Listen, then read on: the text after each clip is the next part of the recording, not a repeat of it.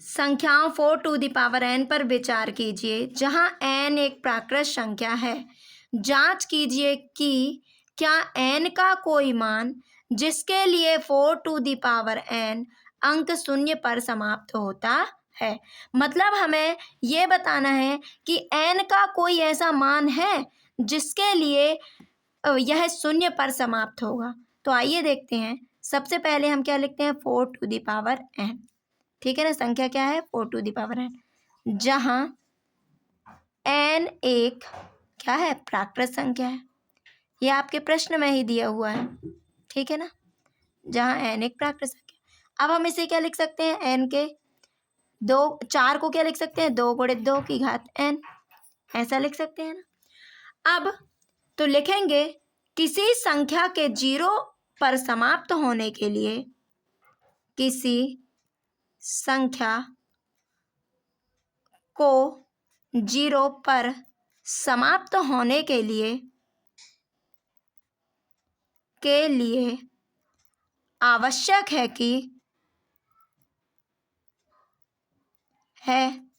कि संख्या 2 व 5 से विभाज्य हो। 2 व 5 है ना, 2 व 5 से विभाज्य हो, किंतु संख्या 4 टू द पावर n 5 से विभाज्य नहीं है। अतः ऐसी कोई प्राकृत संख्या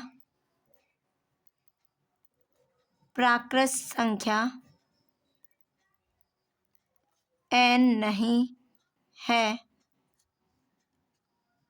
जिसके लिए 4 टू द पावर n 0 पर समाप्त हो। ठीक है ना, तो आप लिख सकते हैं। हमने क्या कर लिया, 4 टू द पावर n को लिख लिया। अब इसमें क्या आ रहा है, 2 गुणित 2 के रूप में आ रहा है। ये कहीं भी 5 आ रहा है, नहीं आ रहा। तो किसी संख्या, यदि कोई संख्या 0 पर समाप्त होगी तो उसके लिए ये आवश्यक है कि वो संख्या 2 व 5 से विभाज्य हो। किंतु यह संख्या जो है 4 टू द पावर n किससे, 5 से विभाज्य नहीं है। 2 से तो हो जाएगी लेकिन 5 से विभाज्य नहीं है। अतः ऐसी कोई भी प्राकृत संख्या n है ना, 1 2 3 4 5, हम कितने भी घात रख लें, है ना, नहीं है जिसके लिए 4 टू द पावर n किस पर समाप्त होगा, 0 पर समाप्त होगा। ठीक है ना। व्याख्या कीजिए कि 7 गुणित 11 गुणित 13 धन 13 और 7 गुणित 6 गुणित 5 गुणित 4 गुणित 3 गुणित 2 गुणित 1 धन 5 भाज्य संख्याएं क्यों हैं। तो सबसे पहले बताइए भाज्य संख्याएं क्या होती हैं। तो भाज्य संख्याएं वे होती हैं जो 2 या 2 से अधिक संख्याओं से क्या होती हैं, विभाजित होती हैं, है ना। वे संख्याएं जो 2 या 2 से अधिक संख्याओं से विभाजित होती हैं, या और क्या कह सकते हैं, भाज्य संख्याएं वे संख्याएं हैं जिन्हें हम क्या कर सकते हैं, अभाज्य गुणनखंड के रूप में व्यक्त कर सकते हैं, है ना। अभाज्य संख्याओं के गुणनखंड के रूप में व्यक्त कर सकते हैं। तो आइए देखते हैं। जैसे ये है 7 गुणित 11 गुणित 13 धन 13। चलिए क्या कॉमन है, 13। 7 गुणित 11 गुणित 1, फिर यहाँ भी क्या बचा, 1। तो क्या हुआ, 11 7 77, 77 धन 1,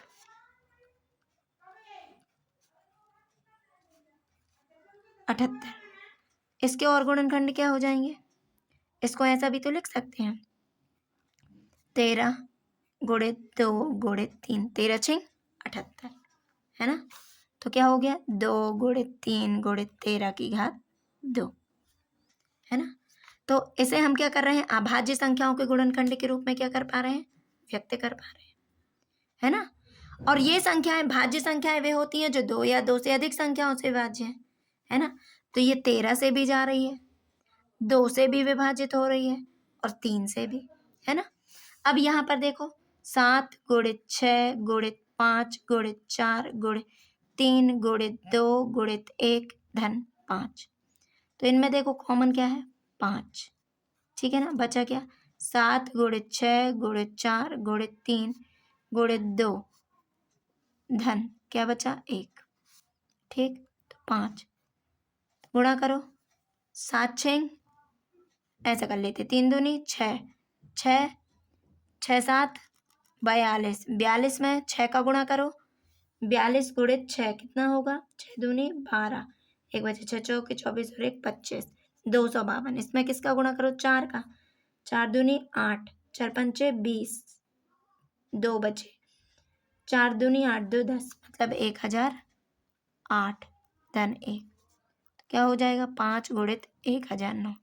तो बताओ क्या ये संख्या 2 या 2 से अधिक संख्याओं से विभाज्य है ना।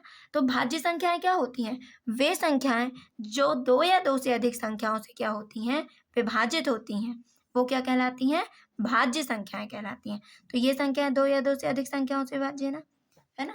तो आप यहाँ लिख दीजिएगा, चूंकि दी गई संख्याएं 2 या 2 से अधिक संख्याओं से विभाज्य हैं, अतः संख्याएं भाज्य संख्याएं हैं। लिख लेंगे। 96 404 का एचसीएफ निकालिए। ठीक है ना, तो ये आपने उदाहरण में भी किया है और एलसीएम निकालिए। तो आइए देखते हैं संख्याएं क्या दी हुई हैं, 96 और 404। तो 96 के अभाज्य गुणनखंड निकालो और 404 के। सबसे पहले ये पता होना चाहिए, तो 96 के रफ में निकाल लीजिए, 2 तिया 6, 1 बचा 2 अट्ठे 16, 2 एकम 2, 2 नाम 18। ठीक है ना, 19 एकम 19। अब 404 के, नहीं ये मिस्टेक हो गई है, 2 चौके 8, 1 बचा 2 अट्ठे 16, 2 दूनी 4, 2 चौके 8।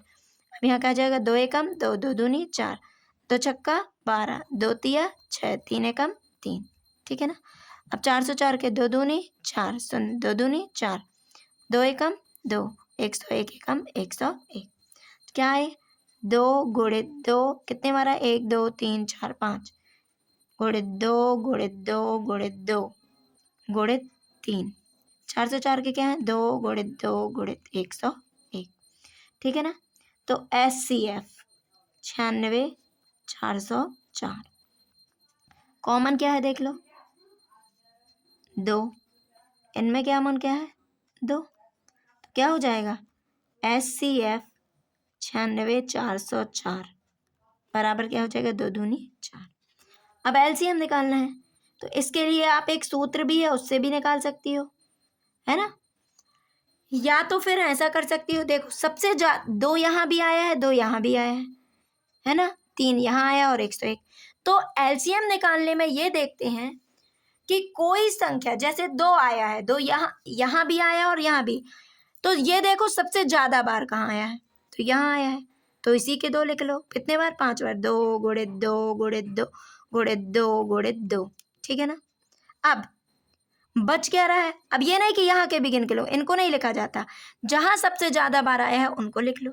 ठीक, अब क्या बचा है, 3 लिख लो, और क्या बचा है, 101। ठीक है ना, अब इनका गुणा करो, तो क्या आएगा, गुणा कर लिया आपने, तो आएगा 9696। क्या आएगा, 9696। ठीक है, यदि आपसे ऐसा नहीं बनता तो आप एक और विधि है, इसमें क्या करिए, हमने पढ़ा है ना 96 गुणित 404 गुणित एलसीएम इंटू एचसीएफ। तो एचसीएफ आ गया है 4, इससे भाग दे के भी निकाल सकती हो, 4 एकम 4, ये आ जाएगा। 96 में 101 का गुणा कर दो। ठीक, तो आपको जो विधि उचित लगे वैसा कर सकते हैं, ये अपना आंसर हो जाएगा, यहाँ लिख लीजिएगा। प्रश्न है, संख्याओं 26 91 के एचसीएफ और एलसीएम ज्ञात कीजिए और जांच कीजिए। तो क्या हो जाएगा, 2 संख्याएं क्या दी हुई हैं, 26 91 है ना, और एलसीएम निकालना है, तो 26 के अभाज्य गुणनखंड क्या होंगे, निकालो। अब तो आने लगा होगा ना, 2 गुणित 13। 91 के क्या हो जाएंगे, 7 गुणित 13। अब एचसीएफ निकाल लो, एचसीएफ 26 91 कितना हो जाएगा, कॉमन क्या है दोनों में, 13, ये हो गया। एलसीएम 26 91। तो ध्यान दो, ये नहीं कि देखो 13 दोनों जगह आया है ना, तो ये नहीं कि 2 बार 13 लिखोगी, ये देख लो सबसे ज्यादा बार कहाँ आया है, दोनों जगह एक बार आया है ना, तो आप एक ही बार लिखोगे तो एक बार लिख लो। अब बच जो रहा है वो लिख लो, 2 गुणे 7, है ना, तो ये हो गया। ठीक, तो 7 दूनी 14, एलसीएम हो जाएगा 14 × 42, 2 4 14 × 14 4 18। ठीक, ये हो जाएगा हमारा एलसीएम। अब हमको जांच करनी है तो सूत्र दिया हुआ है, तो जांच क्या हो जाएगी, 2 संख्याओं का गुणनफल बराबर, जैसा सूत्र देखा है वैसे ही लिख लो, बराबर एचसीएफ इंटू एलसीएम। तो देखो 2 संख्याएं क्या है, 26 गुणित 91, बराबर एचसीएफ क्या है 13, एलसीएम क्या है 182। तो हम गुणा करेंगे इनका, तो क्या आएगा 2366, और यहाँ भी क्या आएगा 2366। तो ये हो गई जांच, बराबर आए ना, मतलब जांच हो गई। तो आप इन प्रश्नों का अच्छे से अभ्यास कर लीजिए। अब जो नीचे दिए हुए प्रश्न हैं, आप इन प्रश्नों को कर करके देखिए, है ना, और मैंने परीक्षा की तैयारी में इन प्रश्नों को करवाया है, तो आप प्लेलिस्ट में जाकर वहां चेक कर सकते हैं और सीख सकते हैं। Thank you for watching.